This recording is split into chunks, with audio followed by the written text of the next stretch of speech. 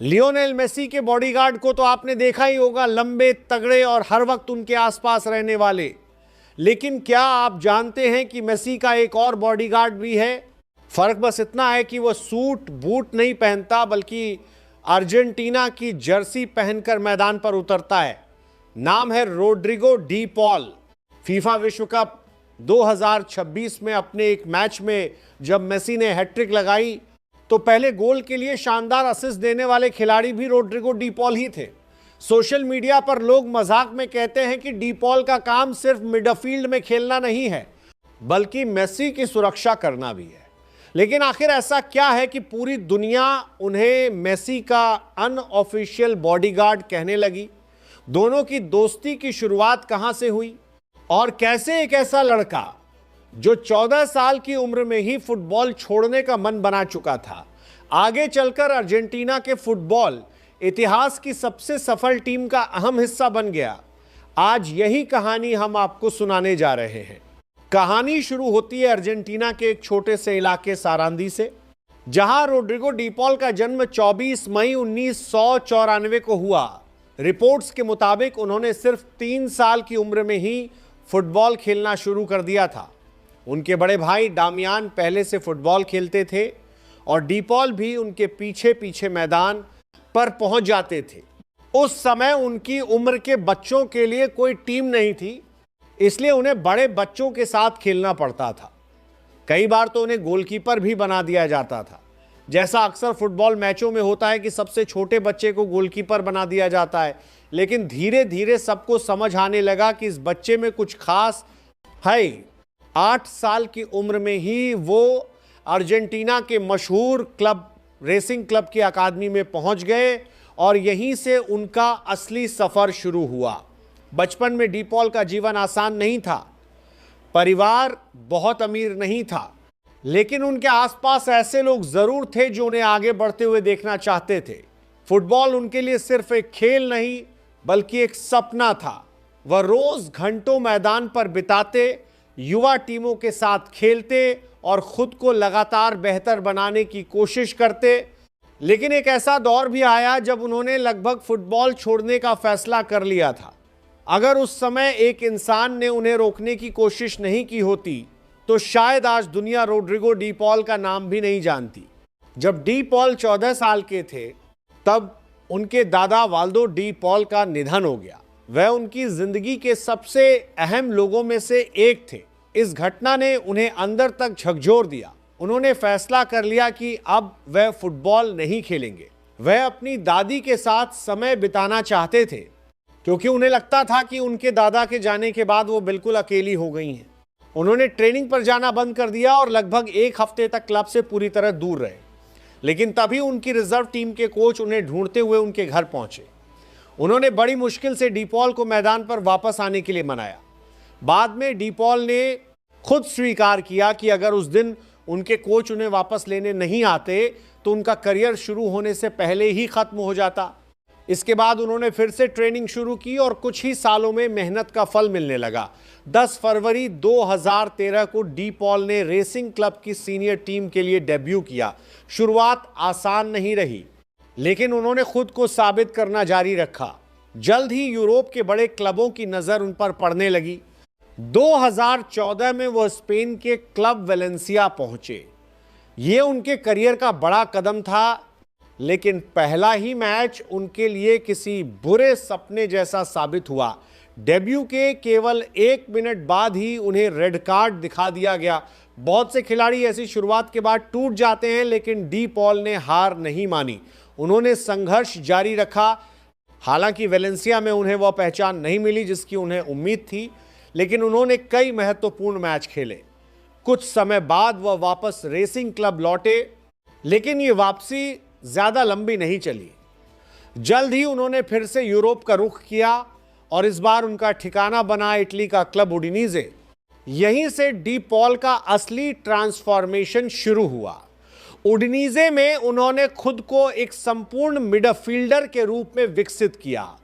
अब वह सिर्फ अटैक नहीं करते थे, बल्कि गेंद छीनते थे, डिफेंस की मदद करते थे और पूरे मैदान पर सक्रिय रहते थे। इसी दौरान उन्हें एक नया निकनेम मिला, एल मोटोरसितो, यानी छोटा इंजन, क्योंकि वह बिना थके पूरे मैच में दौड़ते रहते थे। 2018 में अर्जेंटीना फुटबॉल एक बड़े बदलाव के दौर से गुजर रही थी। फीफा विश्व कप 2018 टीम के लिए निराशाजनक रहा था और नए कोच लियोनेल स्कालोनी नई टीम तैयार कर रहे थे। इसी दौरान डी पॉल को पहली बार राष्ट्रीय टीम के लिए बुलावा मिला। इराक के खिलाफ मैच में उन्होंने डेब्यू किया और फिर कभी पीछे मुड़कर नहीं देखा। धीरे धीरे वह स्कालोनी की टीम के सबसे भरोसेमंद खिलाड़ियों में शामिल हो गए। वह भले ही ज्यादा गोल नहीं करते थे, लेकिन टीम को एक अलग संतुलन देते थे। वो गेंद जीतते थे, पासिंग लाइन तोड़ते थे और फॉरवर्ड खिलाड़ियों को मौके बनाकर देते थे। यहीं से शुरू हुई लियोनेल मेसी और रोड्रिगो डी पॉल की दोस्ती। विश्व कप 2018 के बाद मेसी भी नए खिलाड़ियों के साथ तालमेल बनाने की कोशिश कर रहे थे। शुरुआत में दोनों के बीच मैदान पर समझ विकसित हुई और फिर यह रिश्ता मैदान के बाहर भी मजबूत होता चला गया। रिपोर्ट्स के मुताबिक कोलंबिया, पेरू, पनामा, होंडुरास और चिली के खिलाफ कई मैचों में ऐसा देखा गया कि जब भी कोई खिलाड़ी मेसी पर कड़ा टैकल करता तो कुछ ही सेकंड बाद डी पॉल विरोधी खिलाड़ियों से बहस करते हुए नजर आते। यही वजह है कि सोशल मीडिया पर लोग उन्हें मेसी का बॉडीगार्ड कहने लगे। हालांकि डी पॉल खुद कहते हैं कि वह ऐसा इसलिए करते हैं क्योंकि वो मेसी से बहुत प्यार करते हैं और उनका बेहद सम्मान करते हैं। दोनों की दोस्ती सिर्फ मैदान तक सीमित नहीं है, अर्जेंटीना टीम के कैंप में भी दोनों अक्सर साथ दिखाई देते हैं। अर्जेंटीना एक इंटरव्यू में डी पॉल ने कहा था कि लोग समझते हैं कि वह मेसी की देखभाल करते हैं, लेकिन सच यह है कि कई बार मेसी उनकी देखभाल करते हैं। वह बताते हैं कि मेसी हमेशा उन्हें सलाह देते हैं और उनका बहुत ख्याल रखते हैं। शायद यही वजह है कि दोनों के बीच इतनी बेहतरीन समझ बन चुकी है। इस दोस्ती का असर मैदान पर भी साफ दिखाई देता है। 2021 के कोपा अमेरिका फाइनल को याद कीजिए। डी पॉल ने लंबा पास दिया था जिस पर एंजेल डी मारिया ने गोल किया और अर्जेंटीना ने ब्राजील को हराकर खिताब जीत लिया। इसके बाद 2022 विश्व कप आया। कतर में पूरी दुनिया की नजरें मेसी पर टिकी थीं, लेकिन अर्जेंटीना टीम के अंदर हर कोई जानता था कि रोड्रिगो डी पॉल कितने महत्वपूर्ण खिलाड़ी हैं। उन्होंने हर मैच में टीम को नई ऊर्जा दी और नतीजा यह हुआ कि अर्जेंटीना विश्व चैंपियन बन गई।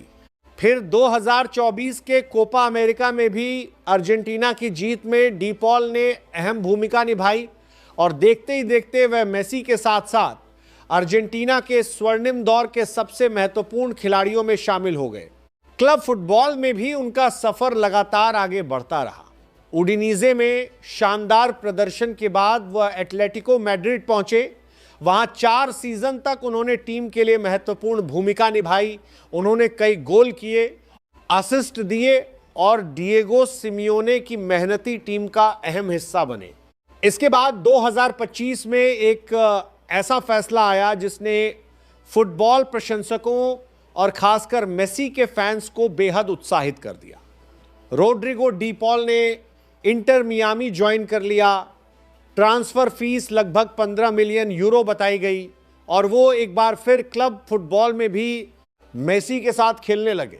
जिस दोस्ती ने अर्जेंटीना को विश्व कप जिताने में मदद की थी, वही जोड़ी अब अमेरिका में भी साथ दिखाई देने लगी। आज स्थिति यह है कि अगर मेसी मैदान पर हैं तो डी पॉल भी कहीं ना कहीं आसपास ज़रूर नजर आएंगे।